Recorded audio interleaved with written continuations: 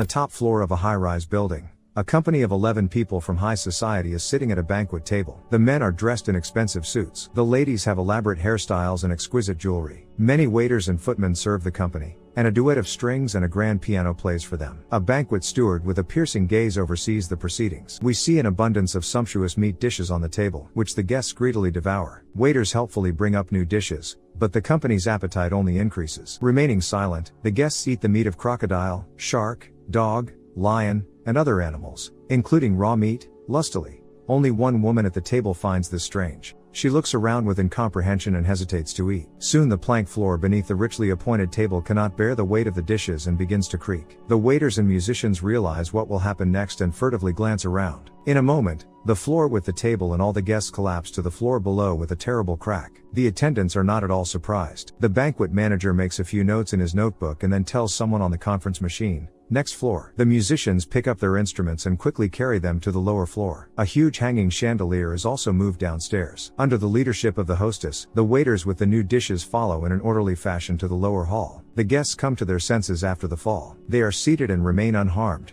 merely streaked with plaster. The footmen helpfully brush the dust off each of them. The cleanest remains the woman who has not touched meat until now. She looks with pity and disgust at the new dishes the waiters bring in. And there is much to see, for the guests are about to be treated to the cooked armadillo, rare antelope, and rhinoceros meat. The meal continues as if nothing had happened. Beautiful classical music plays again, and the guests gorge themselves on the dishes with gusto. Only one woman attempts to keep the hand of the waiter away from her plate as he offers her a new dish. The waiter quickly looks at the banquet manager and forcibly puts strange sausages on her plate. Soon history repeats itself. The floor can't take the weight, and the table with the guests sinks even lower. The waiter again dials next floor, and the attendants rush to the lower floor. But even before they arrive, the table falls again. The same happens several times until the table finally stays on one of the floors. The prudent attendant suspects that the table will fall again, so he waits for the guests on the floor below in advance. The group at the table is stained with plaster, and the dishes are also riddled with dust. However, this does not prevent the guests from casting predatory glances at each other and greedily continuing their meal. But one of the guests is not very well.